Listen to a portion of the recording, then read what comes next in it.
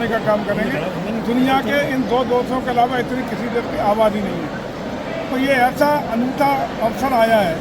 तो 12 कुंभों के बाद एक अवसर 144 साल बाद महाकुंभ का है, जो सबसे पुण्य फल देने का महायोग लेके आया है। ये हम सब वर्तमान पीढ़ी धन्य है, सौभाग्यशाली है कि ये अवसर हम लोगों के जीवन काल में आया है। और प्रदेश सरकार ने, भारत सरकार की डबल इंजन की सरकार ने इस महा आयोजन को एक बेहतरीन भव्यता, दिव्यता, अलौकिकता के साथ संपन्न कराने के लिए न सिर्फ तात्कालिक पिछले 2-3 साल से बैटरी व्यवस्था दे करके, इंफ्रास्ट्रक्चर डेवलप करके, चाहे ब्रिज हों, रोड्स हों, अन्य कनेक्टिविटी हो, तैयारियां करने का काम शुरू किया था।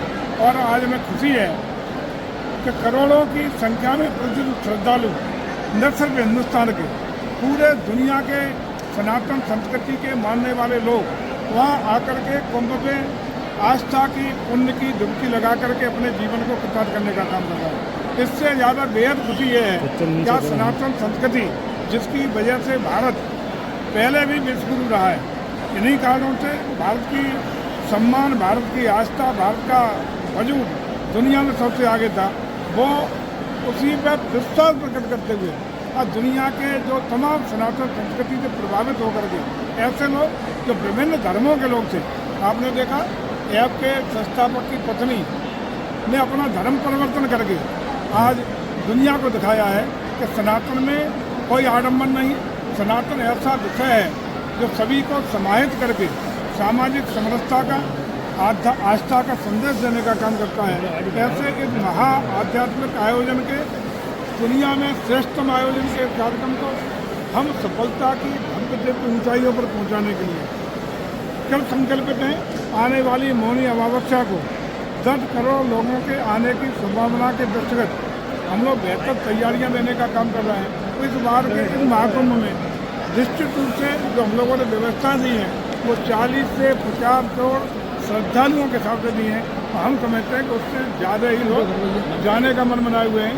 इसके लिए पूरे देश के सनातन संस्कृति को बधाई।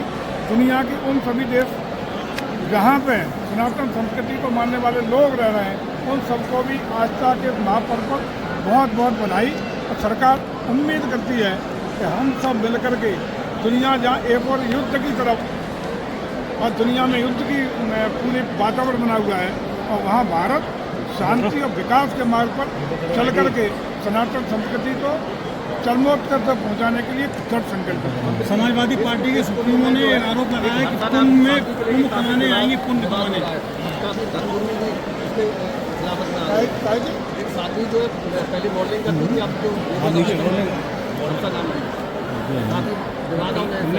क्या हुआ क्या है, तो मेहनत बन के गई, बताया था धर्मगुरु बन गई। देखिए, इस तरह के छोटे मोटे बात व्यक्तिगत हो सकते हैं, इसमें कोई टिप्पणी नहीं। बड़ा आयोजन है, करोड़ों की जहाँ उपस्थिति है, लेकिन ये इस समय आस्था का संगम। हम तो आप सबको आमंत्रित करते हैं कि आप सब आइए। महाकुंभ में आने वाला प्रत्येक श्रद्धालु हम सरकार की ओर से सभी VIP की तरह ट्रीटमेंट दे रहे हैं, मल्टी लेयर सुरक्षा व्यवस्था दे रहे हैं, स्वास्थ्य चिकित्सा की पूरी व्यवस्था दे रहे हैं, सफाई की आधुनिकतम टेक्नोलॉजी के साथ व्यवस्था दे रहे हैं, स्वच्छ कुंभ, स्वस्थ कुंभ और बेहतर डिजिटल कुंभ की व्यवस्थाएं। प्रत्येक आने वाला श्रद्धालु हमारे लिए VIP है। उसी तरह हम उसको पूरी तरह ट्रीटमेंट देने का काम कर रहे हैं। पूरे हम सब आपको आमंत्रित करते हैं, आप सब भी आइए, सब परिवार आइए। आपका हार्दिक स्वागत है, अभिनंदन है। मैनपुरी के लोगों को विशेष रूप से करते हैं, क्योंकि वहाँ संस्कृति और पर्यटन विभाग महत्वपूर्ण भूमिका का निर्वहन कर रहा है। आइए, मैनपुरी के जन जन को जाकर के आस्था की डुबकी लगाने का काम करना चाहिए। सपा सुप्रीमो अखिलेश यादव ने कहा है कि महाकुंभ में हम पुण्य कमाने जाएंगे, पुण्य धोने नहीं जाएंगे। इसको किस तरीके से देखते हैं आप?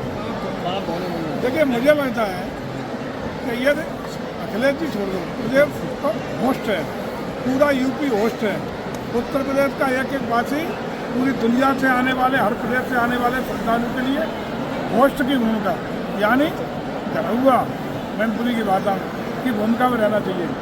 यदि अखिलेश जी सनातन संस्कृति के मानने वाले हैं, यदि उनकी आस्था श्रद्धा सनातन संस्कृति में है और हिंदू है, मुझे लगता है कि वहाँ आस्था की डुबकी लगाएं। मैं तो कई बार कहते हुए आए, साधारण मंत्र का हिंदू राजनीति नहीं होनी चाहिए। अगर कोई सरकार अच्छा काम कर रही है तो उसको विपक्ष की महती भूमिका होती है कि उस कार्यक्रम की उस कार्य की तारीफ हो, जहाँ सरकार कोई गलत उनको लगता है तो उसकी आलोचना हो, यह विषय होना चाहिए। लेकिन हर विषय में आलोचना करना उचित नहीं लगता है। यदि अखिलेश जी की आस्था श्रद्धा है तो निश्चित रूप से आए, स्वागत है। आस्था में कुंभ की डुबकी लगे। चंद्रशेखर का भी बयान आया है इसमें मंत्री। भाजपा कार्यकर्ताओं को पुलिस वालों ने बहुत गिर करके से मारा पीटा है, जिसको अखिलेश यादव ने ट्वीट नहीं किया।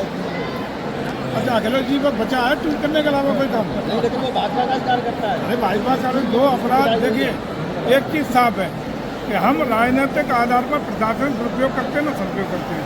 जो अपराधी है, जो गलत काम करेगा, जो गुंडई करेगा, निश्चित रूप से प्रशासन उसके हिसाब से उसको ठीक देख करेगा। उसमें कोई पक्षपात भेदभाव योगी जी की सरकार नहीं करती है। अपराधी को अपराधी की तरह हम ट्रीट करते हैं, माफिया को माफिया की तरह ट्रीट करते हैं, और भले लोगों का सम्मान देने का काम करते हैं। चंद्रशेखर भाजपा के नेता ही वहाँ पे इकट्ठा हो गए। वो विषय जांच का विषय है। जांच में जो आएगा, जो सही होगा वो होगा।